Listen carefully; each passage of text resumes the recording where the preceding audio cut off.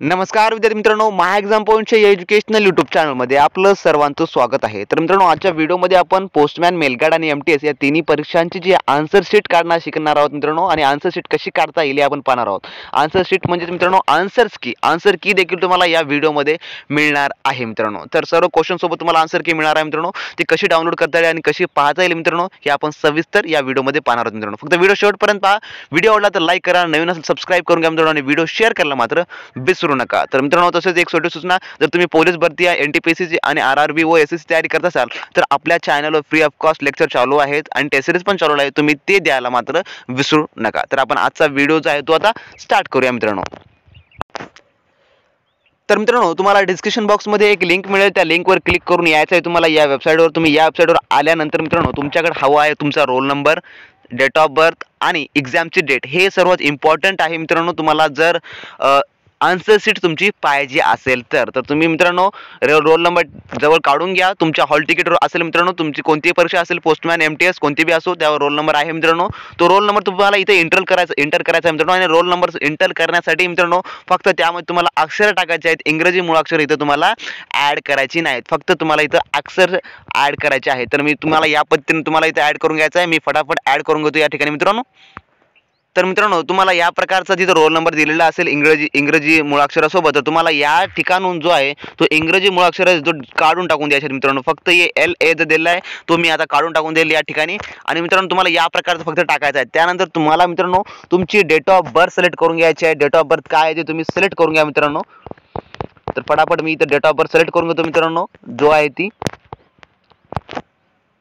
हा मित्रांनो. त्यानंतर तुम्हाला एक्झाम डेट सिलेक्ट करून घ्यायचा. त्यानंतर मित्रांनो एक्झाम डेट ह्या सर्वांची जानेवारीमध्ये झालेला आहे, त्यामुळे फक्त तुम्हाला तारीख इथं सिलेक्ट करून घ्यायची आहे.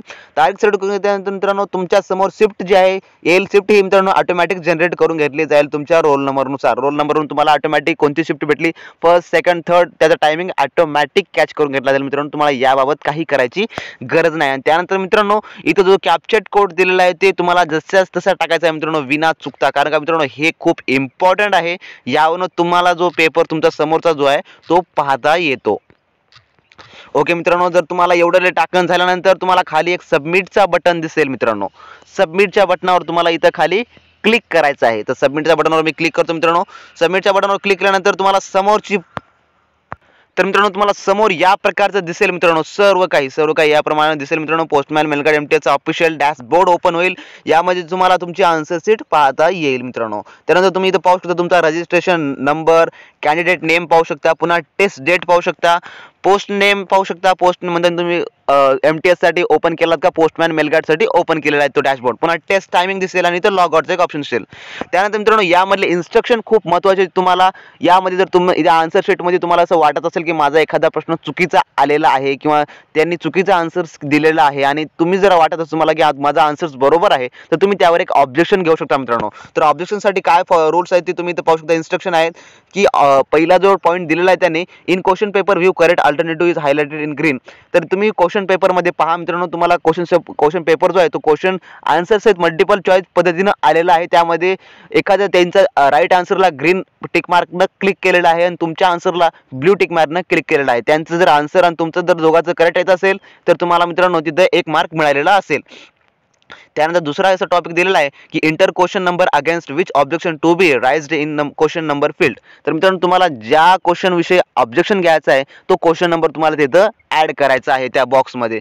त्यानंतर तिसरा टॉपिक असा आहे मित्रांनो, inter objection against a question in objection field. तर मित्रांनो त्यानंतर तुम्हाला ऑब्जेक्शन नंबर टाकल्यानंतर समोर ऑब्जेक्शन क्वेश्चन टाकायचा आहे की तुम्हाला कोणत्या क्वेश्चन विषयी ऑब्जेक्शन घ्यायचं आहे, तुम्हाला कोणत्या विषयी डाऊट घ्यायचा. तर मित्रांनो यानंतर सर्वात मोठी तुम्हाला ध्यान ठेवायचं एक गोष्ट म्हणजे की यासाठी प्रत्येक प्रश्नासाठी तुमच्याकडून 50 रुपये चार्जेस घेण्यात जाणार आहेत मित्रांनो. तुम्ही किती क्वेश्चनवर ऑब्जेक्शन घ्याल तेवढ्या क्वेश्चनचे तुम्हाला 50-50 पद्धतीने या पद्धतीने तुम्हाला फी पे करावं लागेल समोर चालून. त्यानंतर मित्रांनो त्यानंतर टॉपिक असा आहे की click on add to raise additional objection. तर तुम्हाला एकापेक्षा जास्त तुमचे ऑब्जेक्शन असतील तर त्यानंतर तुम्हाला ॲडिशनलचा जो ऑप्शन भेटेल त्यावर क्लिक करून तुम्हाला समोर त्याच्यामध्ये ॲड करत जायचं आहे, क्वेश्चन्स ॲड करत जायचं. आणि मित्रांनो त्यानंतर महत्त्वपूर्ण सूचना की तुम्हाला जे क्वेश्चन जे आहेत फक्त इंग्लिशमधून टाईप करायचे आहेत आणि त्याचे खाली अल्टरनेटिव्ह देखील इंग्लिशमधून टाईप करूनच तुम्हाला समोर सेंड करायचे आहेत मित्रांनो.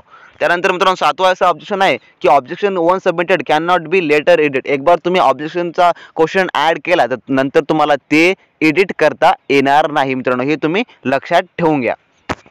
अशा प्रकारचं इथे दिलेलं आहे मित्रांनो. बाकी काही नाही, फी चार्जेस विषयी दिलेले आहे. एक बार सबमिट केलं तुम्हाला रिसबमिट करता येत नाही असं सर्व काही सांगितलेलं आहे मित्रांनो. तर तुम्ही कसं ऑब्जेक्शन कसं घेणार आता हे पाहणार आहोत मित्रांनो.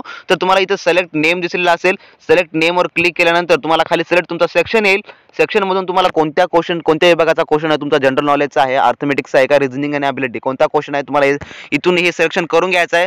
त्यानंतर इथं क्वेश्चन नंबर टाकून घ्यायचा आहे. त्यानंतर कॅटेगरी टाकून घ्यायचं आहे की कोणत्या टाईपचा क्वेश्चन आहे, MCQ, मल्टिपल करेक्ट आन्सर, त्यानंतर wrong answer, wrong question, other, हे तुम्हाला इथं सिलेक्ट करून घ्यायचं आहे. त्यानंतर मित्रांनो तुम्हाला इथं ऑब्जेक्शन मध्ये बॉक्स दिसेल, या जागी तुम्हाला क्वेश्चन टाकून घ्यायचं ऑब्जेक्शन बॉक्स मध्ये. त्यानंतर इथं सेव्ह वर क्लिक करून टाकून द्यायचं आहे.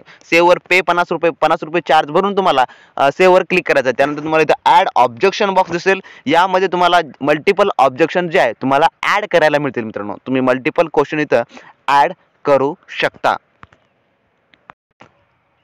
त्यानंतर मित्रांनो आपण पाहूया की तुमचं आन्सर्स की आणि आन्सर सीट कोणत्या पद्धतीनं पाहता येईल. तर आपण आता मित्रांनो ते पाहूया. तर click here to view attempt question paper, इथं तुम्ही पाहू शकता. याच्यावर तुम्हाला क्लिक करायचं आहे. याच्यावर क्लिक केल्यानंतर मित्रांनो तुमचा डायरेक्ट क्वेश्चन पेपर ऑन होईल मित्रांनो, ओपन होईल. त्यानंतर मित्रांनो तुम्ही इथं पाहू शकता की तुमचा रोल नंबर, रजिस्ट्रेशन नंबर, तुमचं नाव, एक्झाम डेट, एक्झाम टायमिंग आणि पोस्ट नेम, तुम्ही कोणत्यासाठी पोस्टमॅन आणि MTS साठी कायसाठी तुमचा कोणता पेपर इथं समोर आलेला आहे मित्रांनो. सेम तुम्ही जसे MCQ पद्धतीने तुमची एक्झाम झालेली आहे त्याच पद्धतीचं इथं क्वेश्चन तुम्हाला येईल मित्रांनो. तुम्ही कोणती भाषा निवडलेली होतात ते दोन्ही भाषा इथं येतील मित्रांनो. त्यामुळे तुम्हाला इथं डायरेक्ट तुमचे आन्सर्स की तुम्ही पाहू शकता मित्रांनो. तुम्हाला एक क्वेश्चन मी दाखवतो की इथं रंगनथोर राष्ट्रीय उद्यान डॅश मध्ये आहे. तर याचा आन्सर जे आहे मित्रांनो राजस्थान आहे. म्हणताना इथं बघा मित्रांनो ग्रीन मार्क आणि ब्ल्यू मार्क हे दोन्ही एका जागी आलेले मित्रांनो. याचं उत्तर जे आहे ते अगदी बरोबर आलेलं आहे मित्रांनो. तर अशा प्रकारे तुम्हाला तुमचे आन्सर्स की पाहायचे आहे मित्रांनो की तुमच्या आन्सर्स की मध्ये किती राईट आन्सर्स आलेले आहेत मित्रांनो. या पद्धतीने तुम्ही तुमचा कट ऑफ बी डिसाईड करू शकता मित्रांनो. आणि त्यानंतर तुमचा जो मार्क किती पडले आहेत तुम्हाला हे पण तुम्ही सिलेक्ट करू शकता मित्रांनो. यामध्ये तुम्हाला सर्वच क्वेश्चन आलेले आहेत, जीकेचे आहेत, अर्थमेटिक्स आणि रिझनिंग म्हणजे मित्रांनो बुद्धिमत्ता आणि अंकगणित, हे सर्व जे क्वेश्चनचा आन्सर्स की इथं आलेली आहे मित्रांनो. तर आम्ही सर्व शिफ्टवर 100% मित्रांनो त्याचे आन्सर्स आहेत आम्ही क्वेश्चन्स बनवणार मित्रांनो. क्वेश्चनचा एक व्हिडिओ येईल आपला एकदम लाईव्ह मध्ये. तर मित्रांनो तुम्ही फक्त ते व्हिडिओ मिस करू नका मित्रांनो. आणि या पद्धतीने तुमचा जो पेपर आहे तो पेपर असणारा होता आणि असा होता तुमचा पेपर. आणि या पेपर मधले तुमचे सर्व क्वेश्चन्स इथं आलेले आहेत तुमच्या शिफ्टनुसार. फक्त तुम्हाला यामध्ये फक्त आन्सर्स काउंट करून घ्यायचे आहेत की किती आन्सर तुमचे बरोबर आलेले आहेत आणि किती तुमचे चुकलेले आहेत. त्यानंतर मित्रांनो तुम्ही 100% स्वतःलाच एक कॉन्फिडंट येऊन जाईल की तुमचा सिलेक्शन सेकंड पेपरसाठी होईल किंवा नाही मित्रांनो. तर फक्त व्हिडिओ कसा वाटला मित्रांनो अवश्य कमेंट बॉक्सद्वारे कळवा. फक्त या एवढंच माहिती आपण व्हिडिओमध्ये पाहिलेली आहे. याच्या व्यतिरिक्त तुम्हाला काही माहिती हवी असेल तर कमेंट बॉक्समध्ये करा मित्रांनो कमेंट. आम्ही त्यावर नक्की व्हिडिओ बनवून तुम्हाला योग्य ती माहिती प्रोव्हाइड करू मित्रांनो.